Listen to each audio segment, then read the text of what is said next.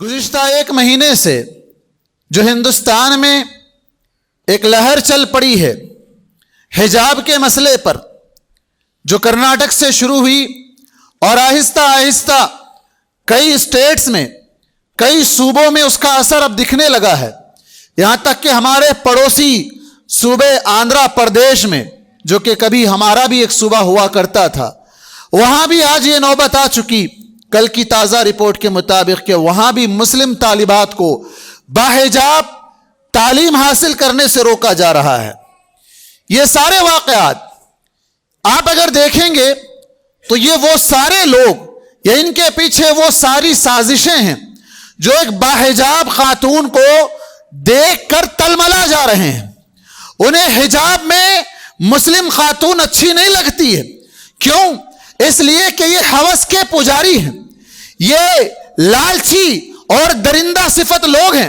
یہ وہ لوگ ہیں جو بڑی بڑی سانسد کی کرسی اپنے پاس رکھتے ہیں، ممبر آف پارلیمنٹ ہیں، یہ ایم ایل اے ہیں، ان کے رشتہ دار یا وہ خود کئی ایسے جرائم میں کھلے عام مرتکب پائے جاتے ہیں، کھلے عام ان کے اوپر سارے جرائم ثابت ہوتے ہیں، اس کے باوجود یہ درندے دندناتے پھرتے ہیں۔ یہ درندے درندگی کے ساری حدیں پار کر بیٹھتے ہیں۔ نہ بچی کا خیال، معصوم سے معصوم 4 سال 5 سال کی بچی کو نہیں بخشتے، بوڑھی سے بوڑھی عورت 60 سال 70 سال کی عورت کو نہیں بخشتے۔ یہ ان کا حال ہے۔ یہ درندے آج مسلم لڑکیوں کو حجاب میں دیکھ کر وہ جو ان کی تلملاہٹ ہے، وہ حقیقت یہ ہے کہ وہ ان تک پہنچنا چاہتے ہیں، ان کی عزتوں سے کھیلنا چاہتے ہیں، ان کی زندگیوں کو برباد کرنا چاہتے ہیں، ان کی عصمتوں کو داغدار کرنا چاہتے ہیں۔ آپ جانتے ہیں اللہ کے نبی صلی اللہ علیہ وسلم کے دور میں بھی یہی ایک ماجرا پیش آیا تھا۔ صحیح روایت ہے، اللہ کے نبی صلی اللہ علیہ وسلم کے دور میں ایک مسلم خاتون، باحجاب خاتون، ایک یہودی جو کہ سونار تھا، سونا بیچنے خریدنے والا تھا، اس کی دکان پر سونے کے سلسلے میں لینے یا بیچنے کے سلسلے میں جاتی ہے۔ وہاں جانے کے بعد کچھ یہودی اور رہتے ہیں، وہ آپس میں ہنسی مذاق کرتے ہیں، مسلم عورت کا مذاق اڑاتے ہیں۔ وہ دکاندار اس کے حجاب کو غیر محسوس طریقے سے ایک کیل میں اٹکا دیتا ہے، جس کا اسے پتہ نہیں چلتا ہے۔ وہ خاتون جیسے ہی آگے بڑھتی ہے، اس کا وہ برقع، اس کا وہ کپڑا، اس کی وہ چادر اس کیل میں اٹکی ہوئی وہ پورے کا پورا اس کے جسم سے اتر جاتا ہے، اور یہ سارے لوگ اس کے اوپر ہنسی مذاق کرتے ہیں، اسے طعنہ کستے ہیں، وہ چیخ مارتی ہے۔ ایک مسلم وہاں رہتا ہے، وہ اس کی غیرت جاگ جاتی ہے، وہ دوڑا ہوا آتا ہے، اس مسلم خاتون کی اس عصمت کو بچانے کے لیے پہنچ جاتا ہے، ان 4-5 بھیڑیوں سے اکیلا مٹ بھیڑ کرتا ہے، ان درندوں کو سبق سکھاتا ہے، اور جو دکاندار تھا اس کو ٹھکانے لگا دیتا ہے۔ اور نتیجے میں یہ ہوتا ہے کہ وہ سارے لوگ مل کر اس مسلم کو شہید کر دیتے ہیں۔ معاملہ اللہ کے نبی تک جاتا ہے۔ اللہ کے نبی صلی اللہ علیہ وسلم سارے مسلمانوں کو کہتے ہیں کہ انہوں نے غداری کی ہے، ان سے عہد و پیمان ہوا تھا، ان سے ایگریمنٹ ہوا تھا کہ یہ امن کے ساتھ رہیں گے، امن کے ساتھ رہنے دیں گے۔ آج بھی یہی ہو رہا ہے۔ ہمارے ملک میں ہم نے اس ملک کو آزاد کروایا تھا، ہم نے یہاں پر جو قانون اور جو کانسٹیٹیوشن بنایا گیا، وہ قانون یہ بنایا گیا کہ یہاں رہنے والا ہر شہری اپنے مذہب پر آزادی سے عمل کرے گا، امن کے ساتھ عبادت کرے گا، اس کے کسی بھی معاملات میں دیگر مذہب والے مداخلت نہیں کریں گے۔ یہی سارا ماجرا وہاں بھی پیش آیا تھا۔ اللہ کے نبی صلی اللہ علیہ وسلم نے ان یہودیوں سے کہا کہ تم جنگ کے لیے تیار ہو جاؤ، تم جنگ کے لیے تیار ہو جاؤ۔ وہ قلعے میں بند ہو جاتے ہیں، اور اس کے بعد اتنا لمبا طول عرصہ پکڑتا ہے کہ پھر وہ وہاں سے انہیں جلا وطن کر دیا جاتا ہے، مدینے سے نکال کر ان سارے یہودیوں کو باہر کر دیا جاتا ہے۔ اور آج جو یہودیوں کا پلان ہے گریٹر اسرائیل بنانے کا، اور اس پر تقریباً وہ آہستہ آہستہ کامیاب ہوتے ہوئے جا رہے ہیں، اس پلان میں وہ کامیاب ہوتے ہوئے جا رہے ہیں۔ آہستہ آہستہ وہ عرب کی سرزمین میں اپنے پنجے گاڑ چکے ہیں،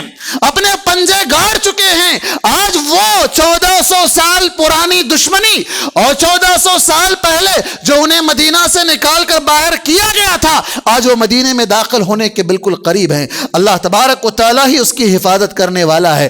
آج یہ ساری سازشیں بھی انہی سازشوں انہی سازشوں کا ایک حصہ ہے یہ مسلم خواتین کے ساتھ چھیڑ چھاڑ، ان کی تعلیم میں رکاوٹ۔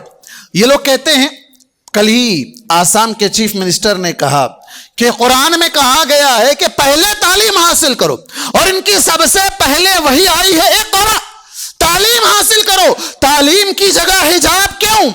اللہ تعالیٰ نے سورہ احزاب کے اندر فرمایا وَإِذَا سَأَلْتُمُوهُنَّ مَتَاعًا فَاسْأَلُوهُنَّ مِنْ وَرَاءِ حِجَاب۔ حجاب کا لفظ بہت سے ایسے نابلد، ناگوار، جاہل ایسے مسلمان ہیں جنہیں قرآن کبھی انہوں نے دیکھا نہیں، کبھی پڑھا نہیں، کبھی سنا نہیں، کبھی ٹرانسلیشن تک اٹھا کر نہیں دیکھا، قرآن پر آواز اٹھاتے ہیں، یہ کہتے ہیں یہ درندے، مسلم درندے، مسلمان، وہ مسلمان جو اس طرح کی ویسٹرن کلچر کو اپنا سب کچھ سمجھ بیٹھا ہے، انہوں نے اسی دنیا کو سب کچھ سمجھ بیٹھا ہے، وہ نام کے مسلمان ہیں، وہ یہ کہتے ہیں کہ قرآن میں حجاب کا ہے۔ سورہ احزاب اٹھاؤ، اس کے اندر اللہ تبارک و تعالیٰ نے لفظ حجاب، ڈائریکٹ حجاب کا لفظ ذکر کیا ہے۔ وَإِذَا سَأَلْتُمُوهُنَّ مَتَاعًا فَاسْأَلُوهُنَّ مِنْ وَرَاءِ حِجَاب۔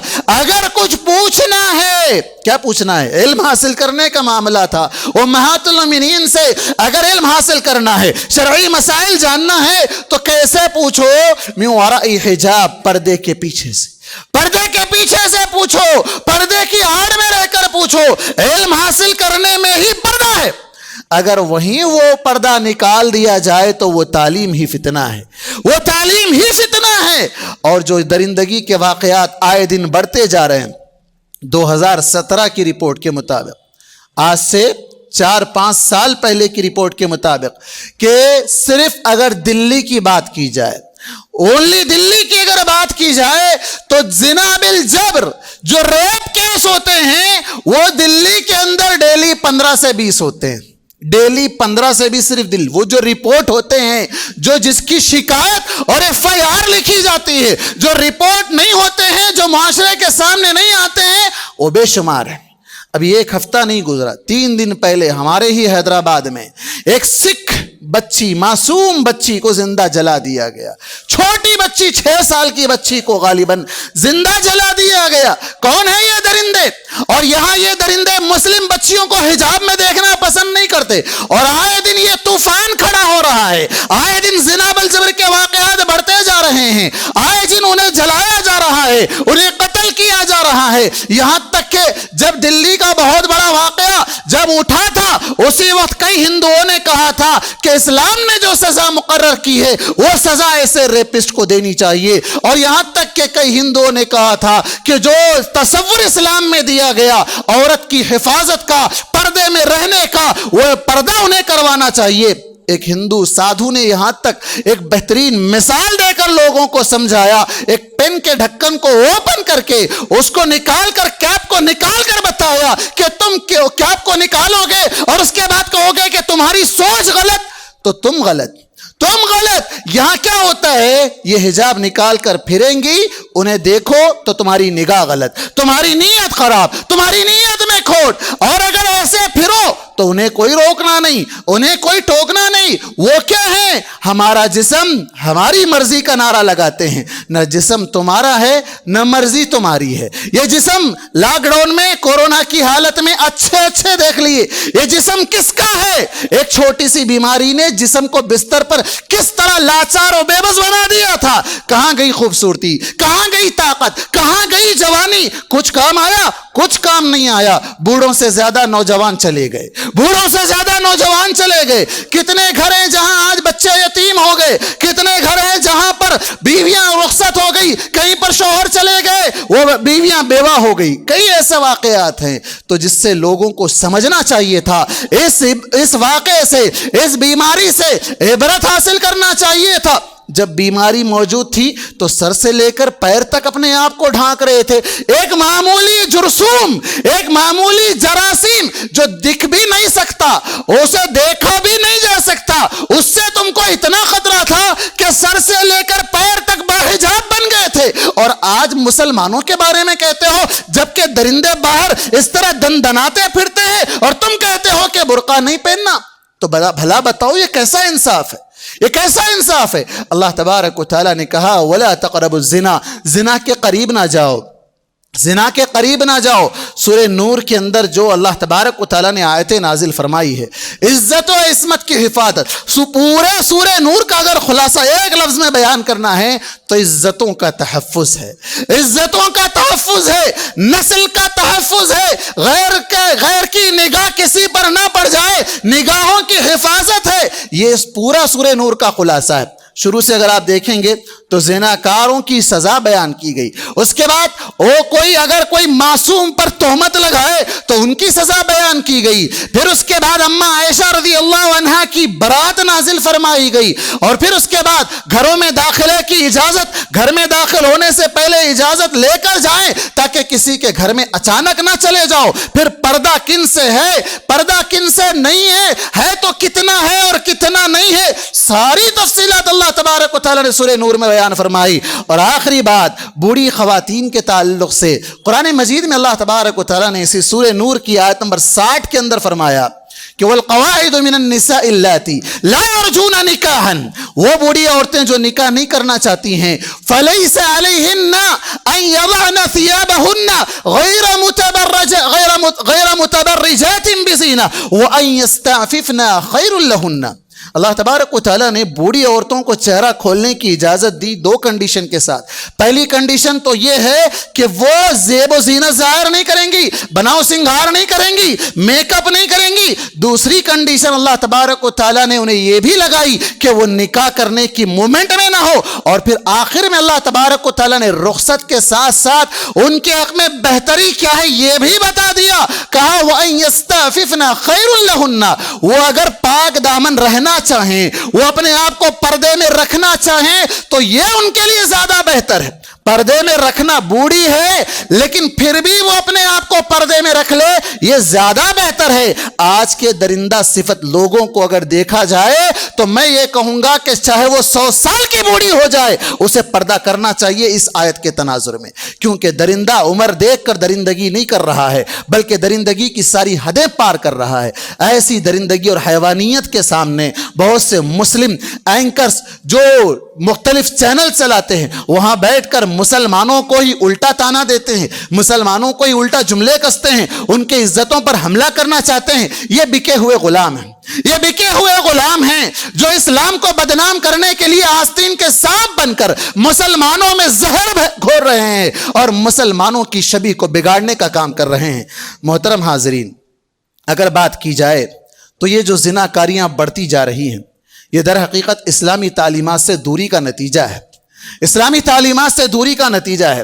ہم سمجھتے ہیں کہ ہماری بچیوں کے لیے تعلیم ضروری ہے، یقیناً ضروری ہے۔ ایسے ماحول میں جہاں حجاب اتارنے کی بات ہو رہی ہے تو پھر یہ تعلیم تو فتنہ ہی بنے گی، یہ تعلیم تو فتنہ ہی بنے گی۔ لیکن ایک کڑوی بات بھی میں یہاں بتانا چاہوں گا، دل پر ہاتھ رکھ کر سنیں، سوچیں کیا یہ واقعات ہمارے معاشرے میں نہیں پائے جاتے ہیں؟ کتنی ہماری مسلم بیٹیاں ہیں، کتنی ہماری مسلم بہنیں ہیں جو نہ صرف مسلم بچوں کے ساتھ بلکہ غیر مسلموں کے ساتھ گلچھرے اڑا رہی ہیں، غیر مسلموں کے ساتھ گلچھرے اڑا رہی ہیں۔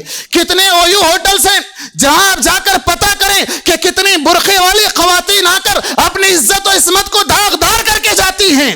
کون ہے اس کا حساب لینے والا؟ کون ہے؟ کون بھائی ہے؟ کون بیٹا ہے؟ کون باپ ہے؟ جا کر ان کو پوچھے، ان کو پکڑے، کوئی ہے؟ نہیں ہے۔ یہ ساری عزتیں داغدار ہو رہی ہیں۔ یہ ہماری مسلم خواتین ہیں جو تعلیم کے نام پر گھر سے نکل رہی ہیں، جو جاب کرنے کے نام پر گھر سے جا رہی ہے، جو کسی سہیلی سے ملنے کے نام پر گھر سے جا رہی ہے، جو کسی رشتہ دار کے پاس جانے کے نام پر گھر سے جا رہی ہے اور عزت و عصمت کو داغدار کر کے گھر واپس آ رہی ہے۔ یہ بہت کڑوی بات ہے، سننے کے لیے بہت کڑوی ہے لیکن حقیقت ہے، حقیقت ہے جس سے انکار نہیں کیا جا سکتا۔ آج ہمارے معاشرے کے اندر یہ سب کچھ پایا جاتا ہے۔ کیوں؟ اس لیے کہ ہم نے ہمارے بچوں کو تعلیم ایک مقصد سکھایا لیکن تعلیم کے ساتھ ساتھ تربیت نہیں دی۔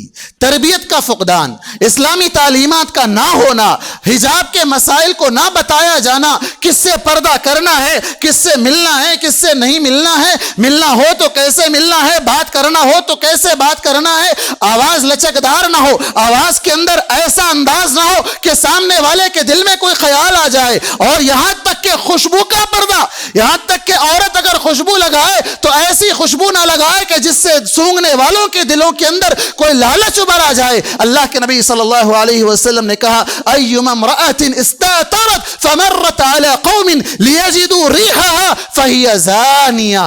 آپ نے کہا کہ جو بھی عورت خوشبو لگائے، خوشبو لگانا آج کل تو ایک سے ایک اسپرے آ گئے ہیں، ایک سے ایک اسپرے آ گئے ہیں، وومن کے الگ ہیں، مین کے الگ ہیں۔ آپ چلے جائیں کسی بھی اسٹور پر، کسی بھی سپر مارکیٹ پر، ایک سے اعلیٰ ایک اسپرے مل جائے گا، ایسی خوشبو کہ اس خوشبو کے پیچھے آپ 2 کلومیٹر تک چلے جائیں، ایسی خوشبو جو شیمپو آ رہے ہیں، جو مختلف چیزیں ہیں جس کے اندر خوشبو اس طرح بھری ہوئی ہے۔ اللہ کے نبی صلی اللہ علیہ وسلم نے کہا لیجدوا ریحها، وہ عورت چاہتی ہے کہ اس کی خوشبو غیر مرد سونگھیں، غیر مردوں کی ناک میں اس کی بو جائے، تو وہ عورت زانیہ ہے، وہ عورت بدکار ہے۔ صرف کیا کہا آپ صلی اللہ علیہ وسلم نے کہ وہ خوشبو لگائی تو زانیہ، ابھی اس نے زنا نہیں کیا، لیکن آپ نے رزلٹ بتا دیا، آپ نے نتیجہ بتا دیا کہ اس کا نتیجہ یہی ہونے والا ہے۔ وہ گھر سے خوشبو لگا کر نکلے گی، درندے اس کی خوشبو کو سونگھ کر اس تک پہنچیں گے اور اس کا شکار کریں گے، اور اس کے بعد کیا ہوگا؟ وہ زناکار ہو جائے گی، وہ بدکار ہو جائے گی۔ تو اس لیے یہاں خوشبو تک کا پردہ کرنا ہے۔ پیر میں پازیب پہنتی ہے، چین پہنتی ہے، تو اس کا بھی اس کی آواز تک نہیں آنی ہے۔ لیکن آج ہمارے پاس چلنے کا انداز، ہمارے برقعے کے اوپر بات آتی ہے تو لوگ کہتے ہیں کہ برقعے کا تصور اسلام میں کہاں ہے، یہ کالے برقعے کا تصور کہاں ہے، یہ فلاں کہاں ہے۔ جان لیں کہ حجاب کہا گیا، حجاب کی مختلف شکلیں ہوتی ہیں۔ حجاب عربی زبان کا لفظ ہے، برقع اردو زبان کا لفظ ہے۔ برقع عربی میں نہیں پایا جاتا ہے، لیکن اس کا ٹرانسلیشن اردو میں برقع کیا گیا، دوسری زبانوں میں اس کے ٹرانسلیشن الگ ہے، دوسرے ممالک کے اندر حجاب کرنے کا انداز اور طریقہ الگ ہے، ہر جگہ الگ الگ ہے۔ مراد یہ ہے اللہ کے نبی صلی اللہ علیہ وسلم کی حدیث کے مطابق المرأۃ عورہ، وومن جو فیمیل ہے وہ کیا ہے؟ عورہ۔ عورہ کا مطلب کیا ہے؟ مکمل پردہ ہے، مکمل پردہ ہے۔ عورت پردے والی چیز ہے، اس کو پردے میں رکھنا ہے۔ پردے سے نکالو گے تو یہی سارے واقعات رونما ہوں گے۔ پھر اس کے بعد دوسری چیز یہ ہے کہ ہمارے معاشرے میں زنا کی سزا کا تصور نہیں پایا جاتا کہ اگر اس طرح کا کوئی جرم ہو جائے تو اس جرم کی سزا کا تصور نہیں ہے۔ کیوں؟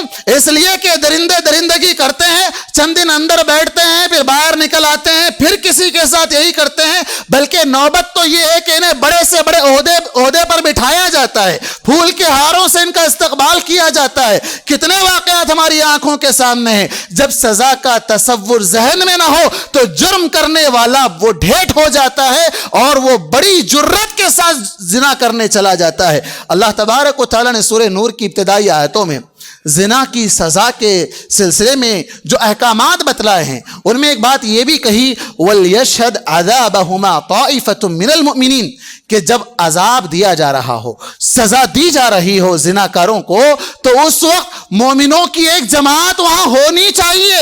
چھپا کر سزا نہیں دینا ہے، سب کے سامنے سزا دینا ہے۔ کیوں سزا دینا ہے؟ تاکہ دیگر لوگوں کو عبرت ہو، اگر ایسا کوئی کرے گا تو اس کے لیے بھی یہی انجام۔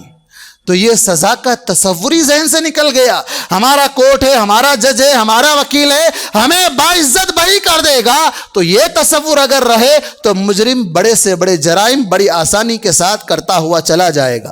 اور تیسری چیز، ہمارے معاشرے میں آپ دیکھتے جائیں قرب قیامت کی کئی علامتیں ظاہر ہوئی ہیں۔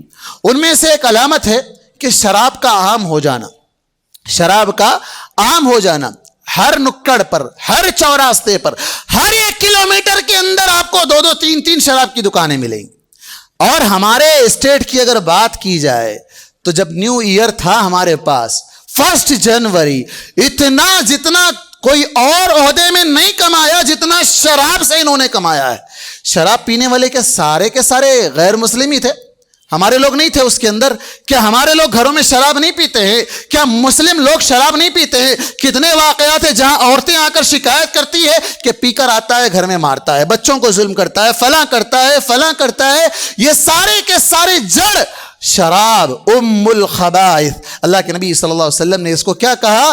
ام الخبائث۔ یہ شراب کا عام ہو جانا یہ سارے خبائث، ساری برائیوں کی جڑ ہے۔ اور اسی طرح بے حیائی کا طوفان، بے حیائی آج ہر طرف عام ہے، ہر ایک کے ہاتھ میں ہے، سوشل میڈیا ہے، ٹک ٹاک ہے، فیس بک ہے، نہ جانے کتنی ایسی چیزیں ہیں، کتنے ایسے ایپ ہیں، کتنے ایسے ویب سائٹس ہیں جہاں آج بچہ بڑی آسانی سے پہنچ جاتا ہے، بچہ بڑی آسانی سے پہنچ جاتا ہے۔ اور بے حیائی کا عالم یہ ہے کہ اسکول کے سلیبس میں 4th کلاس سے انہیں سکھایا جا رہا ہے۔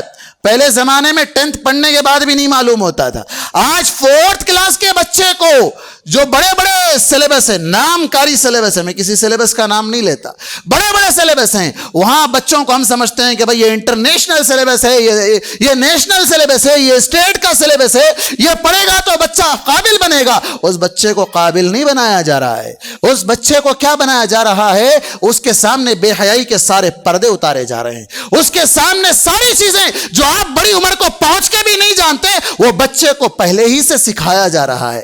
اور یہ سارے کارٹون، یہ سارے ڈرامے، یہ ساری چیزیں، بلکہ نوبت تو یہ ہو گئی کہ آج اس پر اوپن ڈسکشنز ہو رہے ہیں۔ کوئی اگر کہے اس کے بارے میں شرم کی بات ہے تو اسے الٹا تانا دیا جا رہا ہے کہ یہ کیسی شرمانے کی بات ہے، اس میں شرم کی کیا بات ہے؟ اس طرح کی باتیں ہم میں سے کئی ایسے لوگ ہوں گے جو آج میں یہ بات کہہ رہا ہوں تو دل میں یہ خفت محسوس کر رہے ہوں گے کہ اسٹیج پر ٹھہر کر اس طرح کی باتیں کرنا خطیب کے لیے مناسب نہیں ہے۔ لیکن افسوس کی بات یہ ہے کہ ہم سے زیادہ آج ہمارے معاشرے کو خراب کرنے کے لیے اوپنلی یہ ساری چیزیں بتائی جا رہی ہیں۔ اور ہمارے بچے جنہیں ہم شادی کرنے میں روکتے ہیں جہیز کے نام پر، یہ ایک بہت بڑی رکاوٹ جو زناکاری کو فروغ دینے، بدکاری کو فروغ دینے میں ہمارے مسلم معاشرے کی اگر بات کریں تو بچہ جوان ہوتا ہے 12-14 سال میں، شادی ہوتی ہے 28 سال میں، 32 سال میں، 35 سال میں۔ اتنے لمبے عرصے میں بلوغت کی عمر میں آنے کے بعد اگر اس نے ایک بھی گناہ کیا تو ماں باپ ذمہ دار ہیں، اس کے ماں باپ ذمہ دار ہیں جو اسے روکتے ہیں یہ کہہ کر کہ جو ہے نا بچی ہمیں ایسی چاہیے، بچی ویسی چاہیے، جائیداد چاہیے، گھر چاہیے، جوڑا چاہیے، گھوڑا چاہیے، ہائٹ چاہیے، اس کی خوبصورتی چاہیے، اور پھر بچہ کمانے کے قابل بن جائے۔ اور پھر اس کے بڑھ کر کئی ایسے گھرانے ہیں جہاں بہنوں کی شادیوں کے ہونے سے پہلے بھائی چاہے بوڑھا ہو جائے اس بھائی کی شادی کو کرنا گوارا نہیں کرتے، وہ بھائی بوڑھا ہونے تک جتنے بھی گناہ کرے گا وہ سارے کے سارے اس معاشرے والے، اس گھر والے، اس خاندان والے جو اس بےہودگی کو برداشت کرتے ہیں اور یہ سمجھتے ہیں کہ نہیں یہ بچہ ہمارا بچہ ہے، بڑا سمجھدار بچہ ہے، ایماندار بچہ ہے۔ وہ بچہ کیسے ایماندار ہو سکتا ہے جہاں باہر ساری بے حیائی کا طوفان اور اس کے ہاتھ میں بے حیائی کا بازار لگا ہوا ہے؟ تو وہ کیسے اپنی عزت کو بچا سکتا ہے؟ عزتوں کو بچانے کے لیے وقت پر شادی کرنا بے حد ضروری ہے۔ اور خنزیر خوری، سور کا گوشت کھانا، اگر یہ بات کہیں تو ہم سمجھتے ہیں کہ ہم تو نہیں کھاتے، لیکن کتنے ایسے پروڈکٹس ہیں جس میں یہ ساری چیزیں ملاوٹ، ان ساری چیزوں کو خنزیر کے مختلف اجزاء کو ملا کر بنایا جاتا ہے اور ہم بڑے شوق سے کھاتے ہیں، ہمارے بچوں کو سپر مارکیٹ لے جاتے ہیں، بڑے شوق سے ان ساری چیزوں کو کھلاتے ہیں۔ اس کا نتیجہ کیا ہوگا؟ بے حیائی عام ہوگی، اس کے اندر سے حیا ختم ہو جائے گی۔ تو یہ جو بہت بڑا پلان ہے انٹرنیشنل لیول پر کہ انسانوں کو درندوں سے بھی زیادہ گیا گزرا بنایا جائے، یہ کیسے ممکن ہو سکتا ہے؟ یہ اس وقت ممکن ہو سکتا ہے جب ان کے اندر سے شرم کو ختم کر دیا جائے، ان کے اندر سے حیا کو ختم کر دیا جائے، اور وہ حیا کو ختم کرنے والی چیز خنزیر کا گوشت ہے۔ وہ خنزیر کا گوشت کھائیں گے تو وہ بھی بے شرم بن جائیں گے، اور جب بے شرم بن جائیں گے تو سب کچھ کرنے لگ جائیں گے۔ اللہ کے نبی صلی اللہ علیہ وسلم نے کہا اذا مستحییتم فاصنعوا ما شئتم، جب بے حیا بن جاؤ تو جو چاہے کر گزرو۔ یہ پچھلی نبوتوں میں ایسا کہا جاتا تھا اور آج بھی وہی چیز ہے، بے حیائی عام ہو گئی ہے۔ ایک آپ چھوٹی سی صحیح بخاری کی ایک حدیث آپ کے سامنے بیان کرتا ہوں۔ ایک بندر تھا، ایک صحابی آ کر ایک بندر کا واقعہ اللہ کے نبی صلی اللہ علیہ وسلم کے سامنے بیان کرتے ہیں، صحیح بخاری کی روایت ہے، حدیث نمبر فی الوقت مجھے یاد نہیں ہے۔ آپ صلی اللہ علیہ وسلم کے سامنے آ کر وہ واقعہ بیان کرتے ہیں کہ میں ایک راستے سے گزر رہا تھا، دیکھا کہ ایک بندر نے سارے بندروں کو جمع کیا اور ایک بندر کو گڑھے میں گاڑ کر سب نے اس کو پتھر مار کر ہلاک کر دیا۔ اللہ کے نبی صلی اللہ علیہ وسلم اس سارے واقعے کو بیان کرتے ہیں۔ وہ سارا واقعہ یہ تھا کہ ایک بندر اور بندریا دونوں سوئے ہوئے تھے، دوسرا بندر آتا ہے اور اس بندریا کو چپکے سے اٹھا کر لے جاتا ہے، اس کے ساتھ بدکاری کرتا ہے۔ اس کا جو بندر تھا اس بدبو کو محسوس کر لیتا ہے اور سارے جنگل میں چیخ مارتا ہے، سارے بندر جمع ہوتے ہیں اور وہ زنا کا اعتراف ہوتا ہے اور انہیں گڑھا کھود کر انہیں پتھروں سے مار کر سنسار کیا جاتا ہے۔ آج یہ اوپن مائنڈ لوگ، آج یہ ویسٹرن کلچر کے دل دادا لوگ یہ کہتے ہیں کہ اسلام میں درندگی ہے، اسلام بڑا خطرناک جلاد نظام بنانے والا مذہب ہے، کیسا ان کے ساتھ درندگی برتی جاتی ہے، اگر کسی نے کوئی جرم کر لیا تو اس کو یہ سزا نہیں دی جانی چاہیے۔ آئیے ان کو بتاتے ہیں کہ ان کے دیگر ادیان میں اس کی سزا کیا کیا ہے۔ یہودیت کی اگر بات کریں، تو یہودیوں کے پاس یہ قانون ہے کہ اسے جان سے مار دیا جائے یا زندہ آگ میں جلا دیا جائے۔ عیسائیوں کی اگر بات کریں تو انہوں نے کہا کہ اس کو پتھروں سے مار کر رجم سے ہلاک کیا جائے، اور پتھر سب سے پہلے وہ شخص مارے گا جو معصوم ہے، جس نے کبھی کوئی گناہ نہیں کیا ہے۔ یہ رجم کی سزا یہودیوں کے پاس بھی ہے، یہ رجم کی سزا عیسائیوں کے پاس بھی ہے۔ اور آپ وہ مشہور واقعہ جانتے ہیں، عبداللہ بن سلام رضی اللہ عنہ کے پاس یہودیوں میں سے دو، ایک یہودی عورت اور یہودی مرد کا قضیہ اللہ کے نبی صلی اللہ علیہ وسلم کے پاس آتا ہے۔ آپ صلی اللہ علیہ وسلم ان کے بارے میں یہ فیصلہ کرتے ہیں کہ ان کے حق میں رجم ہے، انہیں پتھروں سے سزا دی جانی چاہیے۔ تو وہاں وہ لوگ کہتے ہیں کہ نہیں، ہمارے کتاب میں رجم نہیں ہے۔ وہاں کیا تھا؟ ان کے اندر اگر کوئی شریف آدمی گناہ کر لے، بڑے خاندان والا آدمی گناہ کر لے، تو اس کے چہرے کو کالا کر دیا جائے، اسے گدھے پر بٹھا کر سارے شہر میں گھما دیا جائے، بس یہی چھوٹی سزا تھی، اس سے آگے کوئی سزا نہیں تھی۔ حالانکہ سزا کتاب میں پتھروں سے مار کر ہلاک کرنے کی موجود تھی۔